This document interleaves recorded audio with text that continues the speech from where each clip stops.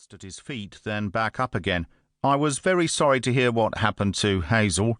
And to you, of course." Bliss forced a half-hearted smile. "I know, mate. I got your card and wreath at the time. They were appreciated, believe me." "You're more than welcome. So things working out okay for you up here?" "I think they will. This time." "This time?"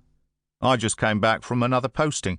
Listen, how about coming over for a beer and a ruby sometime? It'd be good to catch up properly." "I'll hold you to that," Kaplan said, then frowned. "Why are you looking at me so suspiciously?" "It's just that you've changed so much. But I can't pinpoint how. Have you grown a moustache, Lenny?" Bliss's eyes narrowed as he tried to work out the difference in the man's appearance. Kaplan laughed out loud. "No, you prick. I've shaved off my beard." Bliss rolled his eyes and laughed at his own foolishness, though it had been almost 20 years since he and Kaplan had worked together. He yanked up his coat collar and breathed warm air over his hands. "This mist is a bit nippy. Damp, too." "You've gone soft, mate." "Yeah, especially around the middle." Behind Kaplan, floodlights stood grouped in a circle, emitting a low hum and a strange glow in this two-dimensional light. There were bodies milling everywhere around the scene, carrying themselves with a respectful air of solemnity. Bliss nodded his head in that direction. "So what have you got for me, mate?" Bliss asked. Kaplan shook his head, thin lips pursed beneath the wild, greying moustache. "Not a nice one, old son. Not a nice one at all. Which is why I put a call in for your lot in major crimes." He turned and headed towards the bustling area of activity where men and women in white protective coveralls hovered like inquisitive spectres. "The forensic videography team have finished with the body," Kaplan went on. "Pathologist is on her way. The rest of the CSI people are waiting for you to give the go-ahead before they do their stuff.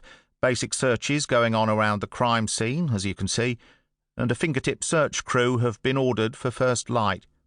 The two men paused before a white tent, now erected over the body to protect it from the elements and to preserve as much trace evidence as possible. Bliss glanced across at the lake, dim fragments of reflected light now barely visible through the gradually thinning mist. "We'll need a diving team in there." "You think we'll find the murder weapon in the lake?" Kaplan asked.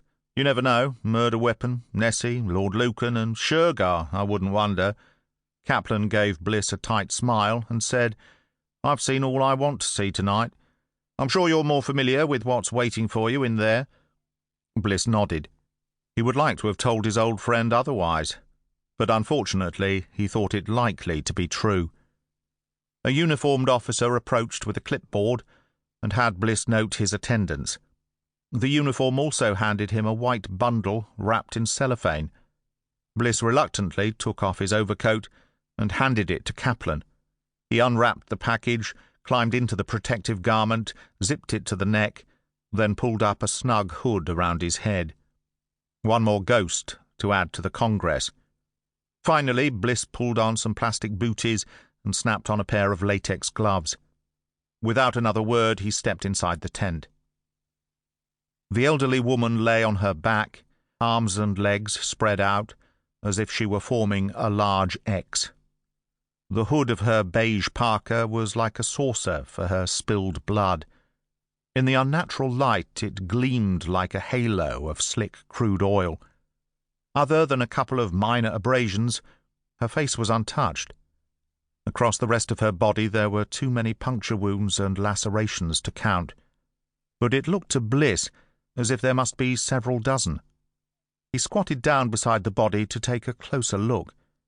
The victim's green tartan skirt had been yanked up to her waist, tights shredded, and her vulva brutalized, most likely with the same weapon that had punctured the flesh so cruelly. The remainder of the wounds appeared to be randomly distributed, though her breasts had been left completely unscathed. The final sickening debasement was that all 10 nails had been ripped from her fingers. They were nowhere to be seen. Bliss drew saliva into his mouth. It tasted like dirt. He leaned forward, inspecting the lacerations and deep puncture wounds more closely still. A large blade, he thought.